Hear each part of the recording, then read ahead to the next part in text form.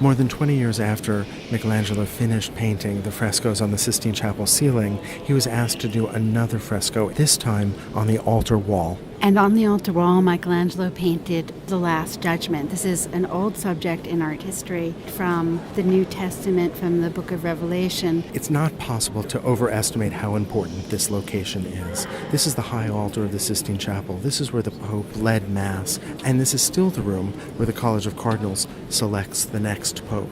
So Michelangelo paints Christ in the top center. On either side of Christ are saints and Old Testament figures. But below Christ, we have the separation of the blessed from the damned. On Christ's left, the damned who are going to hell, and on Christ's right, the blessed who are going to heaven. There is no more dramatic, no more powerful an image in the Catholic tradition. This is the end of time, and we see Christ as a powerful judge who's facing towards the damned, smiting them. He seems to be pointing to the wounds that he received on the cross. Beside him is the Virgin Mary, who crouches powerless. She seems no longer to be able to intercede for mankind. Although she looks down towards the blessed and seems to give over to Christ, the damned. On Christ's right, the blessed rise up to heaven from their graves. They're pulled by angels who seem to assist them in their ascent to heaven. I love these images because Michelangelo's bodies are so dense, they're so powerful, they're so muscular,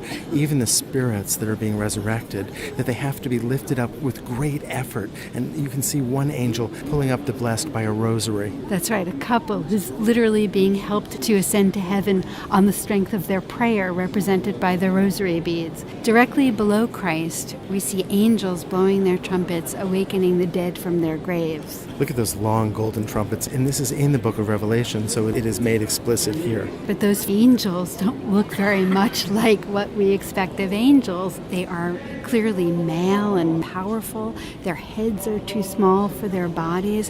In blowing the trumpets, they look almost as though they're going to explode with the power that takes. Well, they have to wake the dead, and that's exactly what they're doing. We can see crypts opening up. We can see graves. We can see these spirits that seem to emerge from the earth. It's so unexpected, the physicality that Michelangelo has rendered the spirits. You would think that they would be incorporeal. They would have no mass. They would have no gravity. They would have no weight. But the opposite is true here. We feel the struggle, the difficulty of saving those souls, of bringing those souls into heaven.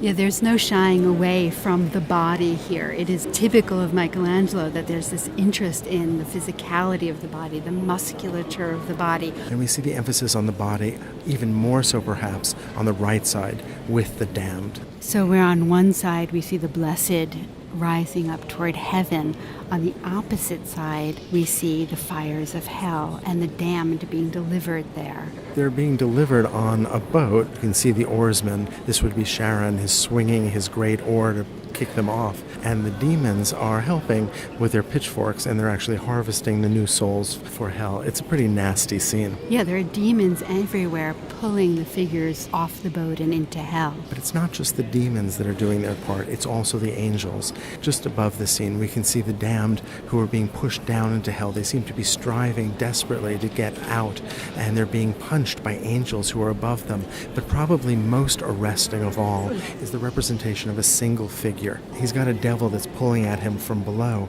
but it's his psychological intensity that has given him the nickname the Damned Man. He seems to have just realized that he's going to spend eternity in hell, and there are demons also wrapped around his legs, pulling him down toward hell. But look at his face. The hand is covering one eye, as if he can't believe, he can't bear to see his fate. On the other hand, his other eye is open wide, as if this is the moment of recognition. When we look at this scene here in the Sistine Chapel, we can look at Michelangelo's early work on the ceiling right above us, where we see figures with bodies that are elegant and noble and have a sense of dignity. But here on the altar wall in the scene of the Last Judgment, the figures look intentionally ugly, intentionally awkward.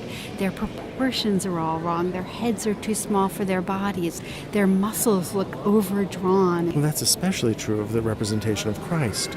I mean, look at the size of that torso. It's completely out of scale with with his head and with his height. And so Michelangelo is looking at the human body not in the way that one might have in the High Renaissance, that is, as a reference back to the classical tradition and a kind of ideal proportion. Instead, he's looking at the body as full of symbolic value. He's willing to distort the body for the power of the painting itself. Right, the religious message is key here, and the body is in the service of that message. In the intervening years, the church has been challenged by Martin Luther and the beginnings of the Protestant Reformation. This was a moment of great turmoil, and as Michelangelo gets older, his earlier optimism seems to have been replaced by a deep pessimism. That might be best seen in the figure of St. Catherine, who holds a wheel, which is her attribute, and she was martyred on a wheel. But here she looks so ungainly. And if we compare her to the beauty of Eve on the ceiling, the difference in the way Michelangelo is treating the body is clear. Another figure that represents the profound pessimism of this fresco can be seen just to the right and below Christ.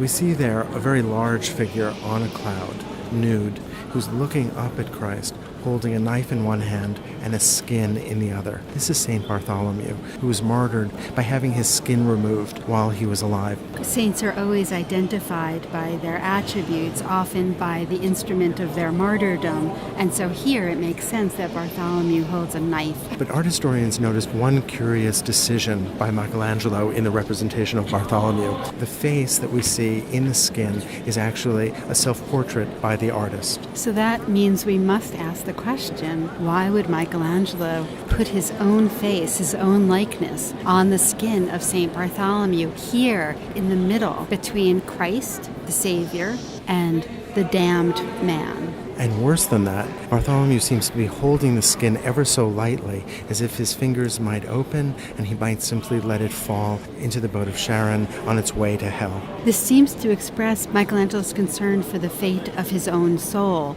something that we also see in his poetry from this period. And in fact, we can draw a diagonal line from the upper left, from the cross in the lunette, through the crown of thorns, through Christ, through the skin of St. Bartholomew, the damned man, and then down to the fires of hell.